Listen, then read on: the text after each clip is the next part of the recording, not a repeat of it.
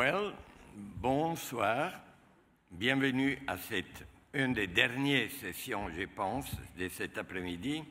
Je m'appelle Staffan de Mistura. J'ai deux fonctions.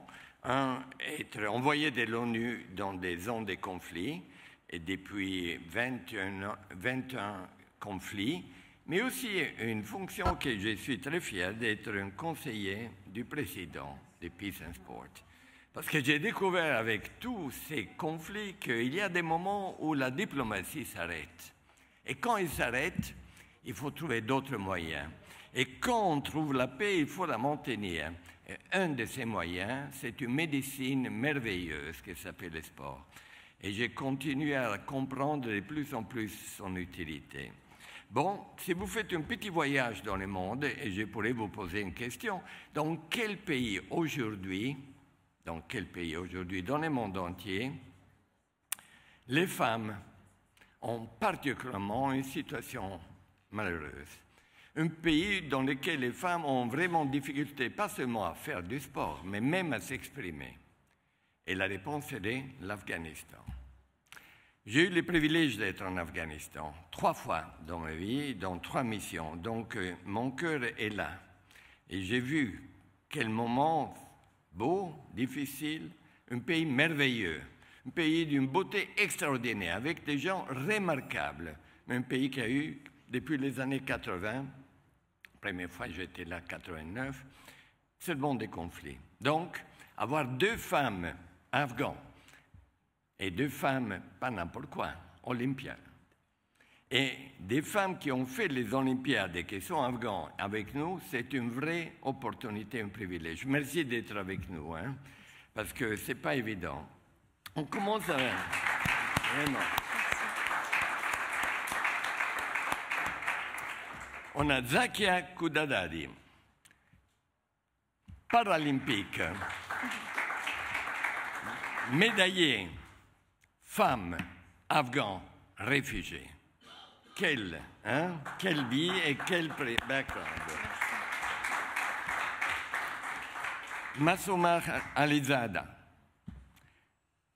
chef, guide de toute la mission des réfugiés olympiques et en plus sportive. Je n'oublie pas que vous êtes taekwondo, donc on ne rigole pas avec vous.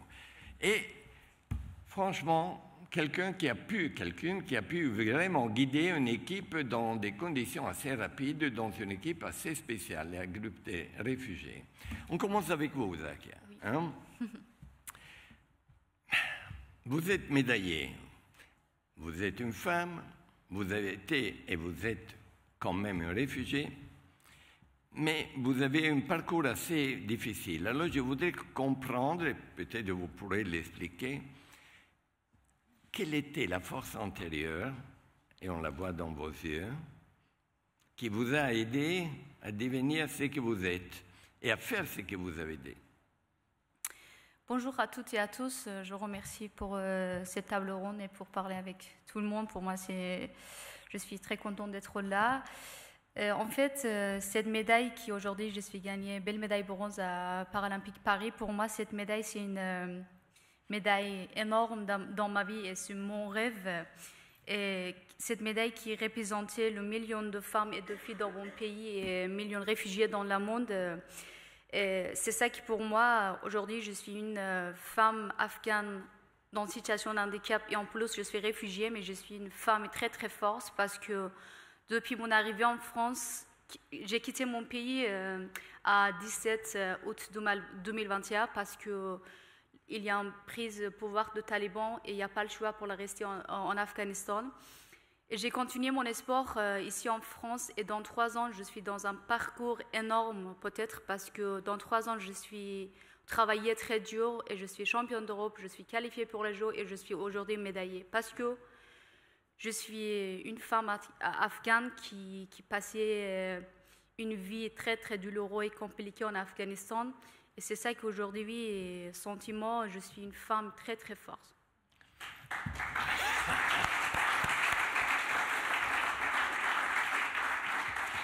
Pas seulement forte, mais elle reconnaît d'être forte. Et c'est ça qui compte, surtout dans ces moments. Oui. Très bien. Masoma, vous êtes forte, comme toutes les femmes afghanes qui ont le courage de continuer à avoir de l'espoir et de la volonté, de la résilience, mais vous êtes aussi été, et vous êtes un chef. Quelle était la formule, les secrets, parce que vous n'avez pas eu beaucoup de temps, à aider l'équipe afghane des femmes réfugiées dans l'équipe de pouvoir être ensemble et apparaître comme une vraie équipe? Quel était le secret de cette formule? Merci beaucoup. Oui, c'était déjà pour moi, c'était un honneur, une fierté et un plaisir d'être chef de mission pour cette équipe. La dernière fois à Tokyo, j'étais en tant qu'une athlète, participant aux Olympiques pour le vélo, mais cette fois-ci, j'étais chef de mission et mon rôle a totalement changé. Du coup, cette fois-ci, j'avais plus l'opportunité d'échanger avec les athlètes, de partager mon expérience avec eux, de les encourager, de soutenir.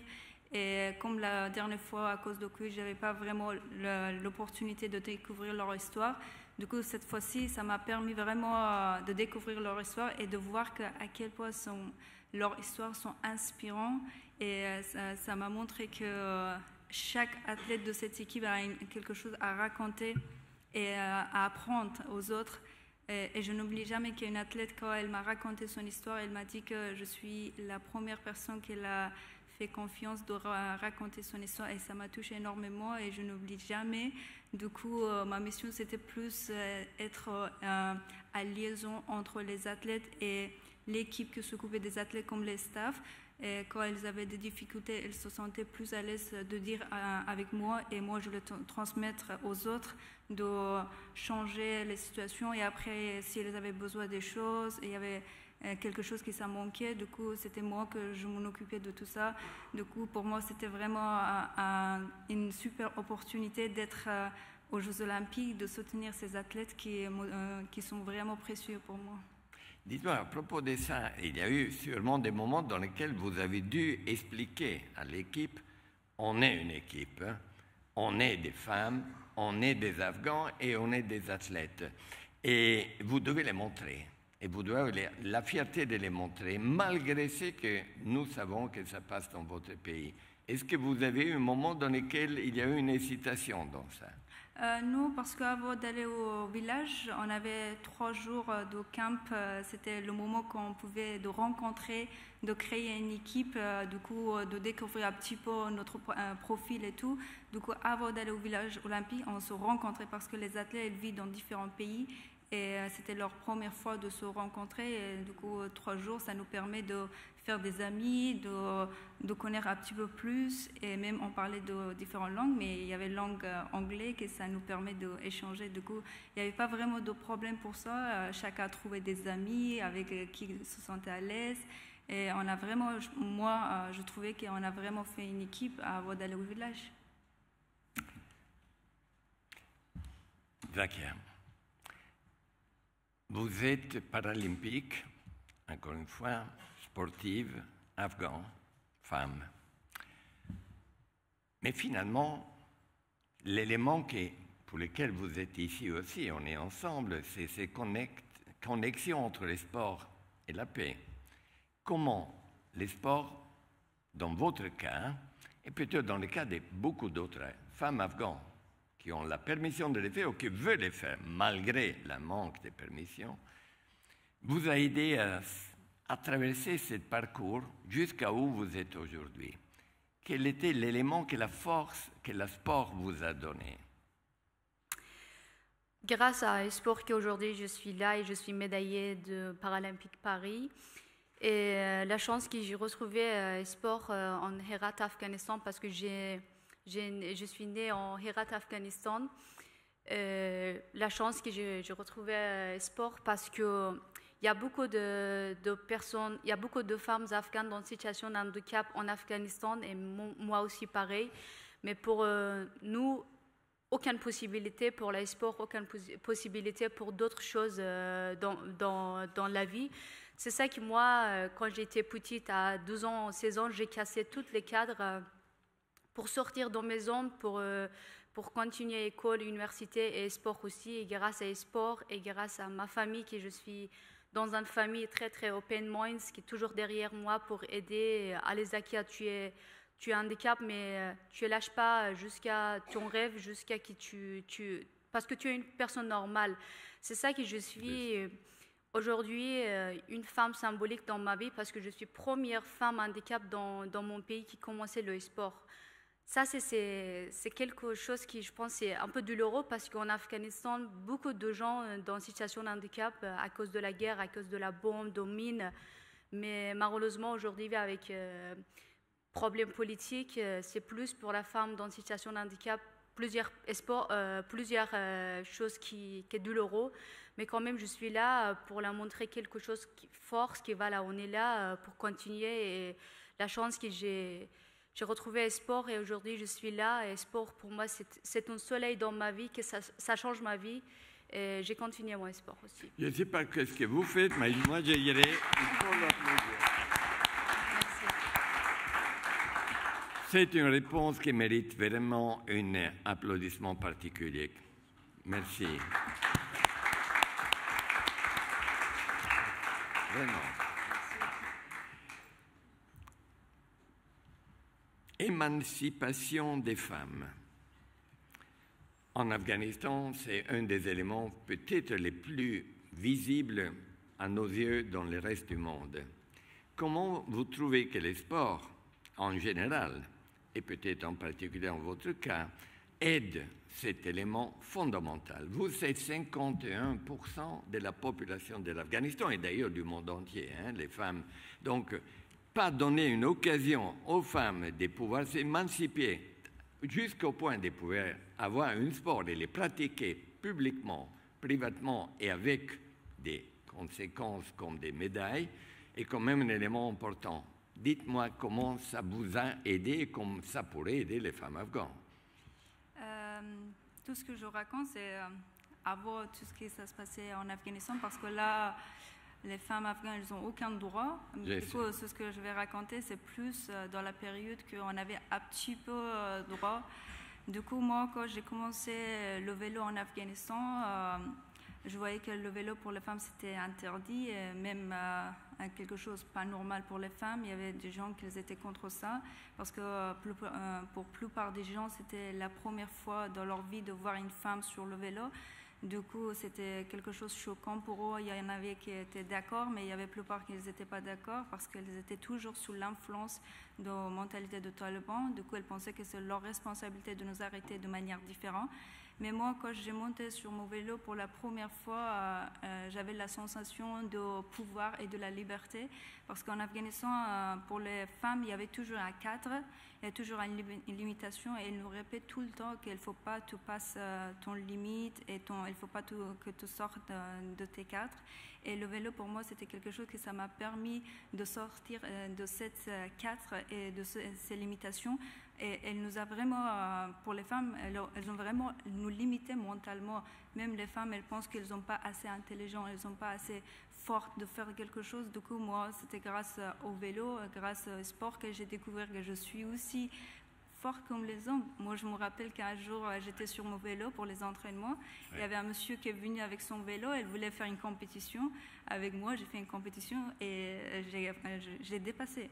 Et c'était le mois que j'ai découvert qu'avec moi aussi, je suis forte et je peux, par exemple, dépasser un homme, parce qu'ils ont tellement répété à nous que vous êtes nuls, vous n'avez pas assez de talent, vous n'avez pas assez de capacité physiquement, mentalement.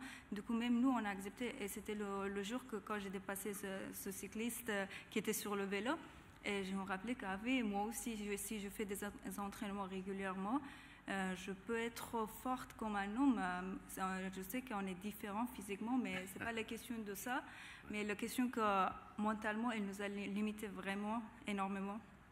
Et c'était grâce au sport que moi j'ai découvert que je suis assez intelligent et je peux faire tout ce que j'ai envie, je peux rêver tout ce que j'ai envie. C'est pour ça que j'ai commencé à rêver les Jeux Olympiques en Afghanistan. Même je voyais que c'était difficile, c'était interdit. Mais moi, j'ai appris le vélo en Iran. Et en Iran, le vélo pour les femmes, c'était plutôt normal par rapport à l'Afghanistan. Mais quand je suis retournée en Afghanistan après que les talibans sont partis à petit peu, elles étaient toujours actives, mais elles étaient moins actives à Kaboul. On est retourné et je voyais que la situation de femmes en Afghanistan, c'était vraiment très mauvaise par rapport à l'Iran. Et je ne pouvais pas faire du vélo, mais je voulais normaliser le vélo pour les femmes en Afghanistan et de montrer qu'il n'y a aucun problème pour les femmes de faire du sport et c'est tout à fait normal. Peut-être au début c'est un peu difficile, mais si on va montrer, les femmes utilisent le vélo en tant que transport ou le sport pour la santé et les gens ils le voient régulièrement, ça va habituer et elle va finir par l'accepter. Et du coup, c'est pour ça que tout ça, c'était grâce au sport. Mais malheureusement, aujourd'hui, on voit que les femmes, elles n'ont aucun droit et même leurs droits basiques, elles n'ont pas ça.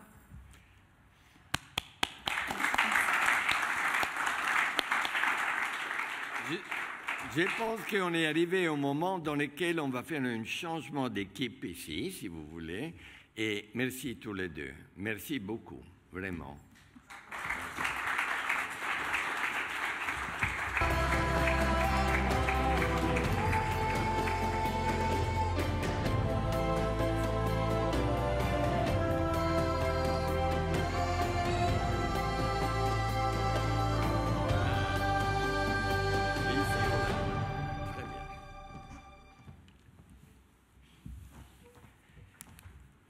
Donnons la bienvenue maintenant à Marzia.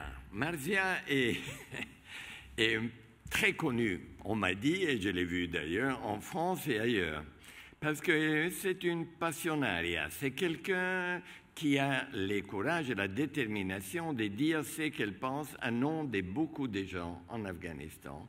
Et peut-être c'est la raison pour laquelle peut-être elle doit être consciente du fait qu'elle dit des choses que nous devons écouter. Alors, Marzia, vous êtes vous aussi olympionique, comme on dit en français. Très bien, très bien. Et en plus, dans l'équipe des réfugiés afghans, et en plus, une vraie militante. Alors, commençons avec une question, parce que je sais que vous avez quand même des moments pas faciles, parce que quand on est militante, il faut avoir aussi la détermination, la résilience de réagir aux critiques, parce que finalement, on dit la vérité, on dit ce qu'on pense. Quelles sont les expériences, ou l'expérience la plus difficile que vous avez dû avoir dans les récentes périodes? That's right, you're right. We had agreed to speak in English. Sorry, but I made a nice speech for you, you know that. No, I really did.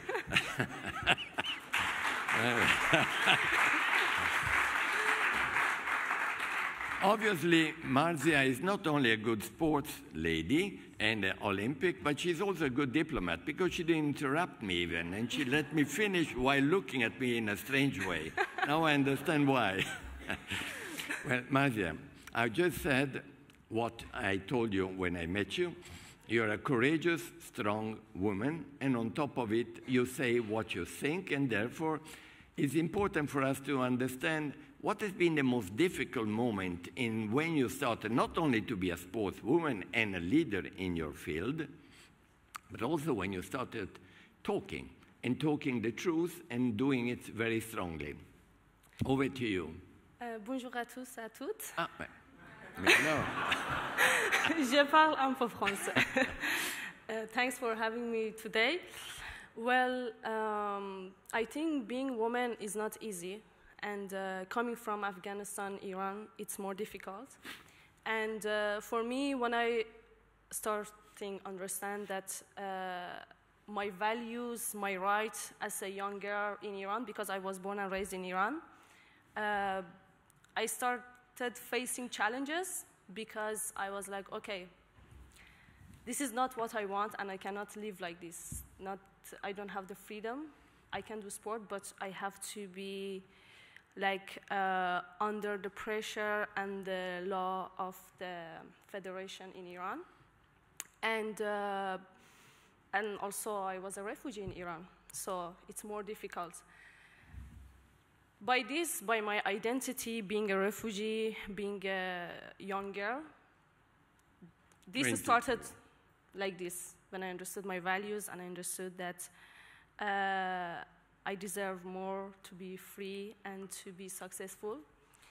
So for me, this started like this, and until that time, I'm facing with problems, and every day is a fight. You know, when I wake up, every day is a fight. As a girl coming from Afghanistan, I have to fight with the main ideology in Afghanistan. I have to fight against Taliban. I have to fight for my life, for my dream. So, yes, everyday challenge for life. But you have a strong character, and you believe in what you're doing. Thank you. I can see that. Now, can you give us an advice? Because I work for the UN, so, you know, or international organization, and even Peace and Sport is an international organization. So what would you like to ask from the international world, which is there? They are listening, they are looking at you, in order to help Afghan women, and perhaps particularly those who want to have the freedom and the capacity of practicing a sport?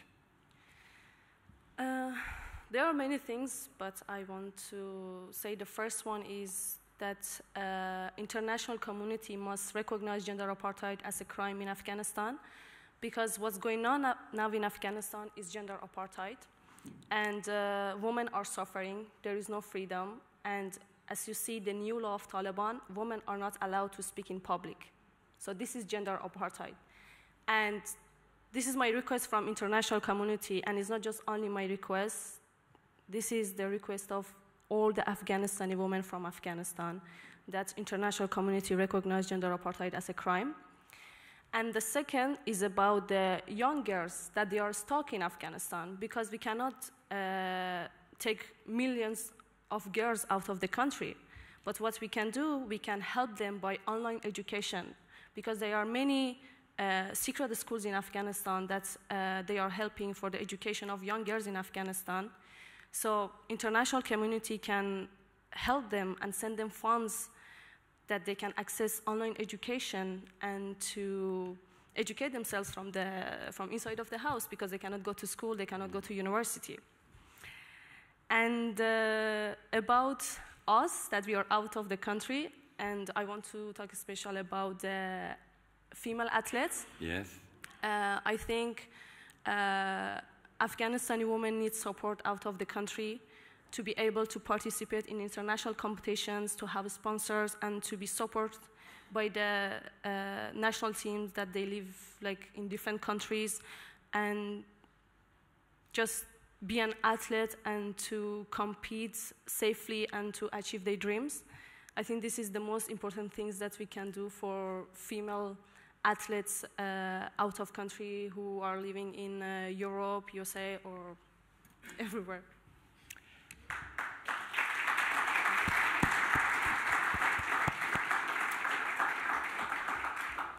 Rihanna Diaz, nothing to comment to that. It's perfect. Now, let me ask you a last question. Imagine that there are many young Afghans who may be able to listen to you. I doubt it, but I hope. What would be your message? They are admiring you. They are watching you. They are thinking that you are actually bringing up a flag, and that you are a patriot of Afghanistan, because you believe that the teams who are winning on behalf of Afghanistan is also the pride of a country that you love. But what is your message to them, to the young female future athletes who are at the moment hoping one day to be able to do it? You are an example, privileged, but you are an example. Kind of.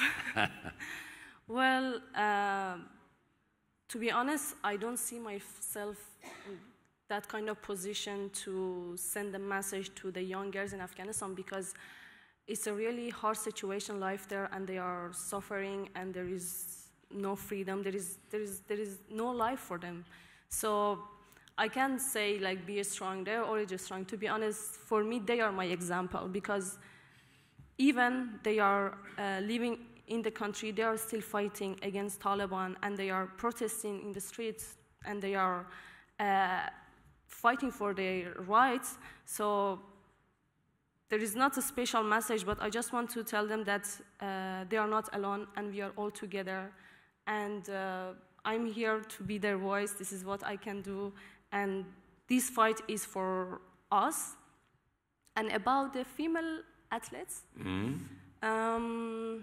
well, the female athletes who are stuck in the country, I hope one day they can leave the country, or to be able to become a champion and to represent our own country in a good way. And but in general, I want to say about the athletes, big athletes that they are coming from Afghanistan. I really want they become the voice of Afghanistani women, and just to help other female athletes to grow and to become champion like them, because we believe in equality. So I hope one day all of us, women and men in my country, just to be able to represent our country and to be just an athlete.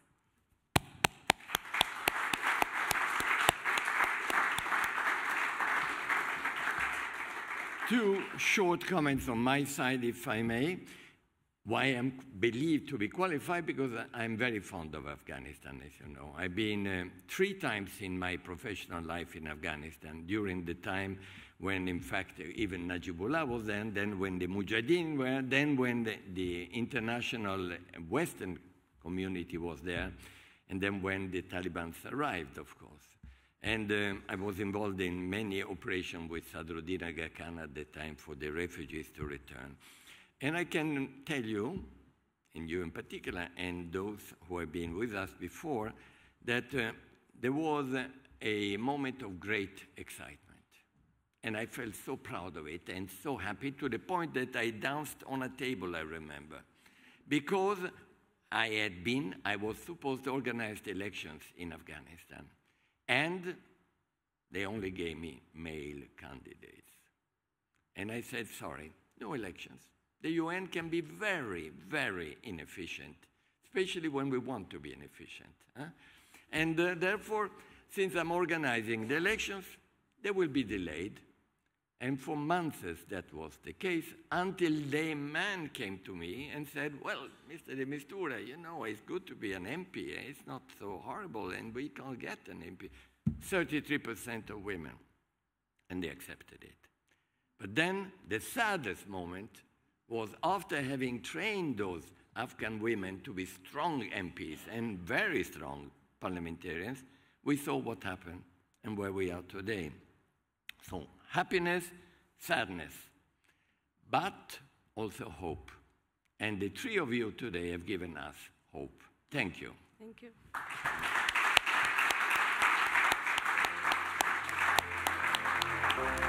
Merci beaucoup.